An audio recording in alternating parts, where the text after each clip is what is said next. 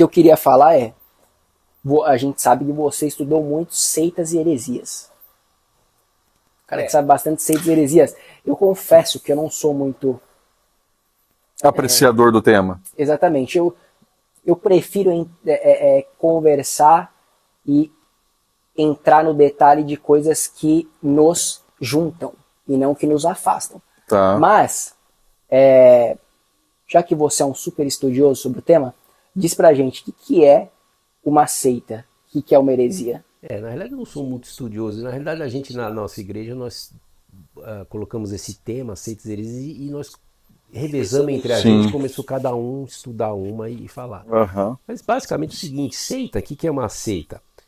A seita, na realidade, é uma ideologia, é uma doutrina ideológica que ela difere de uma doutrina ideológica dominante. Ou seja, na nossa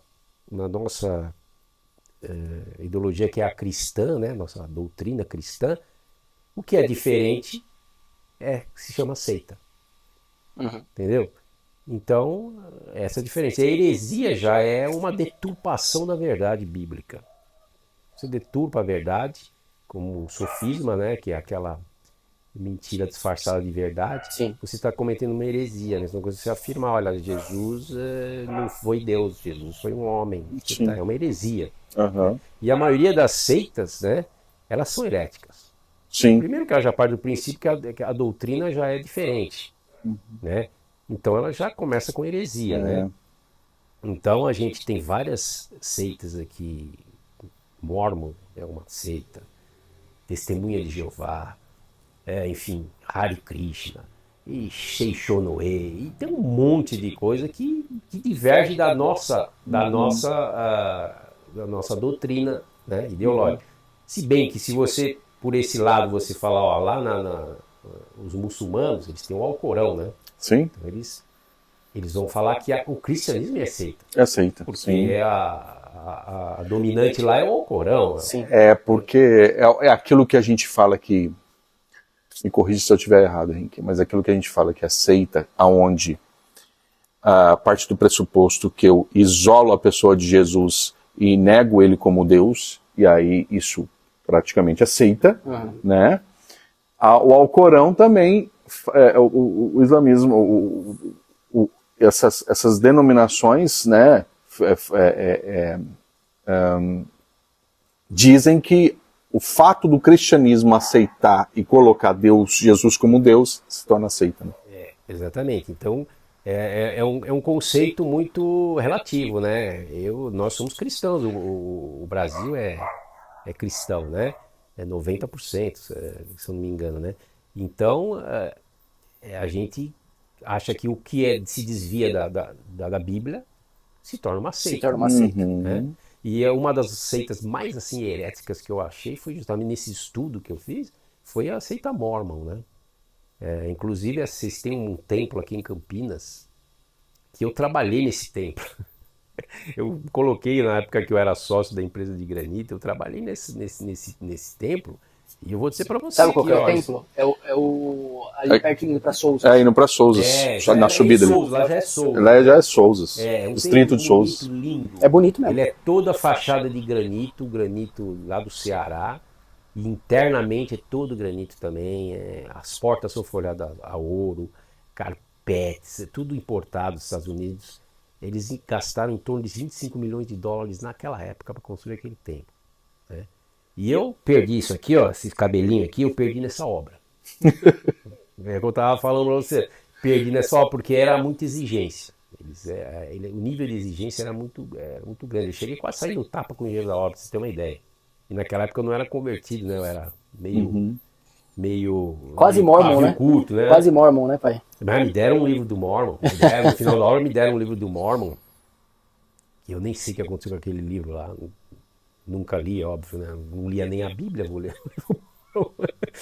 Né? Hoje eu leio a Bíblia. Então, o que eu digo que era uma seita que eu digo que é muito herética, porque, nossa, eles falam, se você começar a se aprofundar, você cai de costa, cara.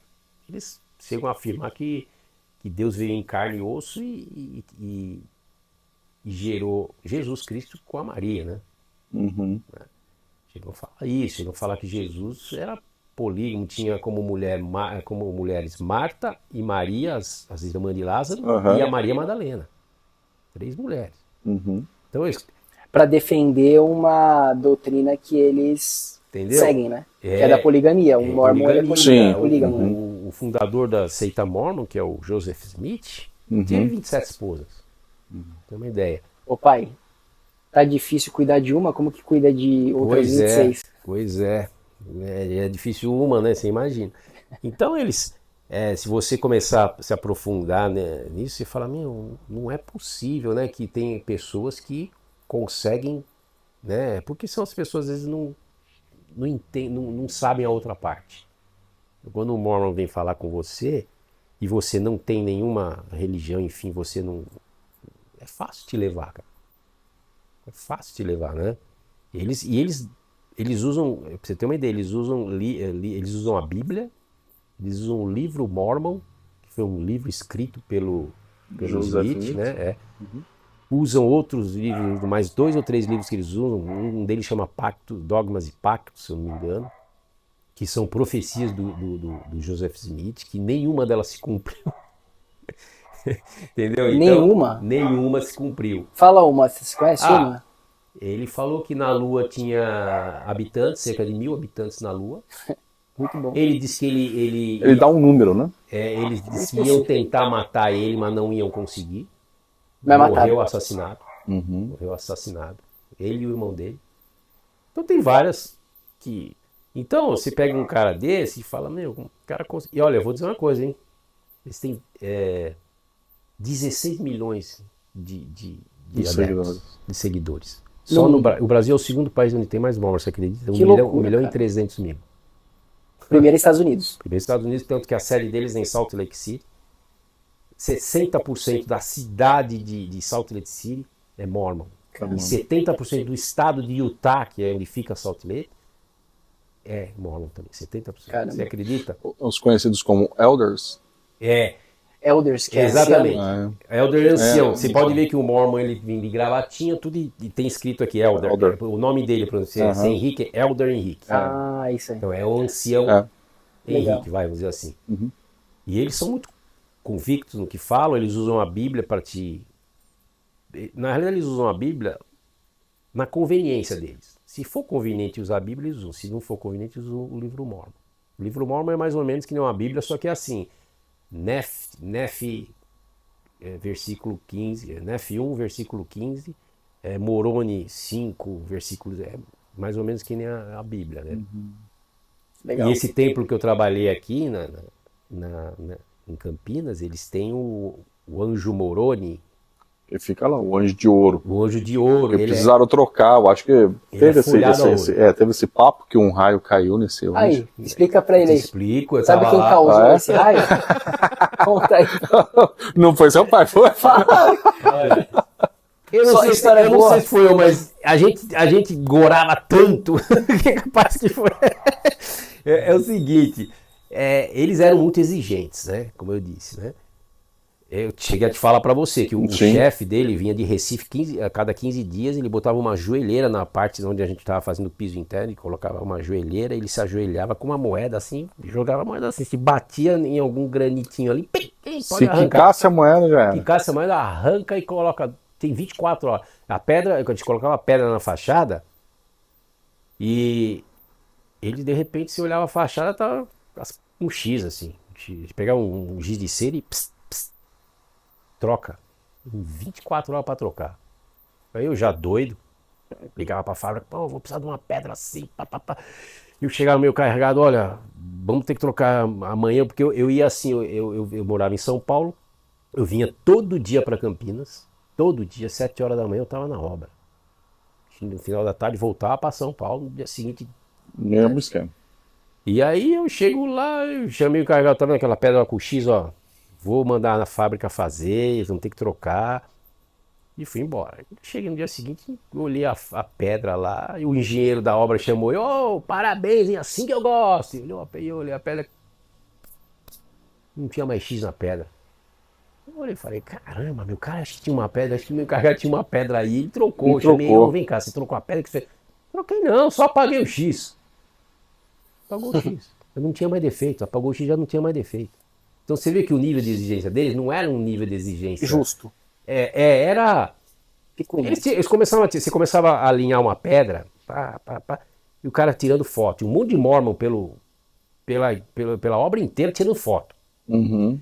Então você estava lá, ele tirava a foto, ele já mandava para o escritório fazia um relatório, imprimia, daqui em 5 minutos estava na tua mão, pedra torta. Eu falei, cara, aí o engenheiro já chamava a gente e...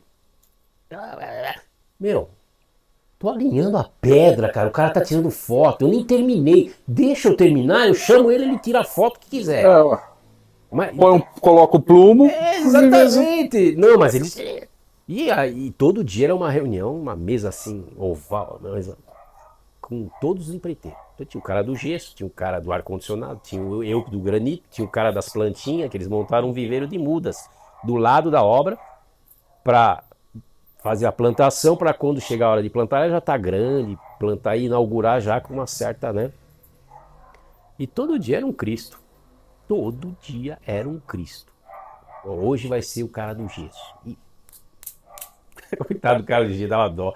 Aí eu falei assim, vai chegar meu dia, né? Vai chegar. E chegou o meu dia. Um dia o cara começou em mim. Não sei o que vocês são incompetentes. Não sei o que. O papai falou, olha, não dá pra trabalhar assim. O cara tá tirando foto, eu tô olhando a pedra. O cara, não, que você é um moleque. O cara começou a gritar comigo. Eu já tava de pavio, já levantei e falei, meu, o moleque é você. O que é? Você quer sair no braço? Quando ele falou aquilo, rapaz, subiu o sangue. Eu falei, o sangue subiu. Vamos pro braço! Eu já fui passando dele, já fui pra mim. Aí já vi a turma do deixa disso. Acabou a reunião, né? O engenheiro da obra, que era da Rotif, que era uma construtora alemã que eles contrataram. Eles só gerenciavam. Aí esse engenheiro chamou eu, vamos almoçar. Aí fui almoçar com ele, viramos amigo, cara. Ele também não aguentava a pressão, sabe? Era muita pressão. E o dia do anjo foi o seguinte. Eles pegaram esse anjo, todo folhado, veio dos Estados Unidos, folhado. Eu lembro. E eles, vamos colocar o anjo. Convidaram todos os empreiteiros, um monte de convidados, chamaram o cara de Recife. E vamos colocar o anjo lá em cima. Contrataram aquele guindaste que levanta a lança, sabe? Uhum. E a nossa responsabilidade era terminar o bico da pirâmide, que lá em cima é uma pirâmide, né, de granito. Tinha que terminar aquele bico, porque tinha que colocar o anjo no tal dia. E a gente foi lá, ralou, terminou. E eles foram colocar o anjo. Levantaram o anjo. Colocou o anjo. E foto, e anjo. E os empreiteiros, tudo mesmo. Não aguento mais isso. Aquela idolatria toda, sabe? Sim. E aí começou, beleza, inaugurou o anjo, tudo, e começou a fechar o tempo. Sabe? Aqui em Campinas, quando fecha, né? Sabe como é que é? Começou a ficar... Bom, beleza, inaugurou, beleza, mas vamos embora. Cada um pegou o seu carro, eu peguei meu carro e vim embora. Dia seguinte, 7 horas da manhã, na obra. Chego na obra, o anjo metade preto e metade dourado. Eu olhei e falei, que onde é esse anjo? Entrei na obra, quando entro na obra já tá o cara limpando a corneta do anjo. O cara que folhava a ouro. Uhum. Eu olhei pro cara e falei, meu, o que aconteceu? Não tá sabendo não, meu? Não, cara. Pô, caiu um raio no anjo. Caiu um raio, começou a empretejar o tempo. Veio uma chuva e caiu um raio bem no anjo. Bem no anjo. Ele ficou metade escura, toda preta, e a outra metade continuou com a parte dourada. E eu olhei e falei, olha, cara, isso aí não sei não, mas é... Eu naquela época eu não era nem convertido em nada, mas eu falei, isso é coisa de Deus, cara. Ué. E foi isso mesmo, cara. O anjo ficou do jeito que tinha que ficar, viu, bicho? Mas depois eles folharam de novo. Depois eles deram o cara tá lá até hoje. Lá. Você passa lá, tá lá o anjo com a corneta ali. Ô Rodrigão, você sabia então que meu pai foi o causador? Não, isso eu não sabia. Mas será que alguém de Mormon vai assistir o nosso podcast? Porque de repente pode descobrir, né? Meu Deus. Pois é. Mas já passou muito tempo. Eu sei que quando o cara tava levantando o anjo, que o anjo ele é assim, ele tem uma corneta e o punho cerrado assim embaixo, né? E quando eles levantavam, eles ficavam bem na direção dos chefão lá. E uma hora ele ficou com o punho bem assim na cara. O engenheiro da obra olhou pra mim e falou, puta, bem que esse anjo podia fazer assim, né? Todo mundo, ninguém sabe. Pra você ter uma ideia, as plantas, a menina das plantas dava até dó, ela chorava todo dia. Meu Deus. Sabe por quê? Ela chegava com a mudinha, ó, a mudinha tá ficando bonita, o cara ia lá. Não, tá reprovada. Não, esse verde não tá do jeito que Não quer. tá legal. Meu, então vai conversar com o senhor lá, né, meu amigo? O verde foi ele que fez, caramba. Como é que quer que eu mude a cor, o verde da planta, sabe? Ela vai um sprayzinho verde e É ela vai um lá. nível de exigência assim que tá louco.